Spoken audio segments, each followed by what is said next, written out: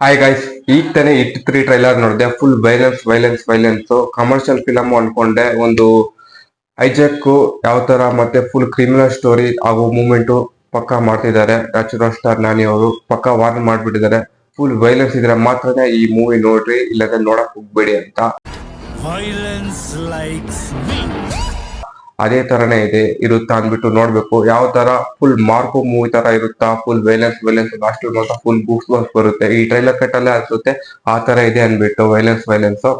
ಎಲ್ಲ ನಾವು ಮೂವಿ ನೋಡಿದ್ರೆ ಫುಲ್ ವೈಲೆನ್ಸ್ ವೈಲೆನ್ಸ್. ಅನಿಮಲ್ ತೆಲುಗುದಲ್ಲಿ ಬಂದಿರೋದು, ಅದು full violence. KGF full violence. First ಬಂದಿದೆ KGF ಮೂವಿ, ಅದ್ರಲ್ಲಿ ವೈಲೆನ್ಸ್ ಯಾವ ತರ ಇದೆ ಅನ್ಬಿಟ್ಟು ನೋಡಿದೀರಾ.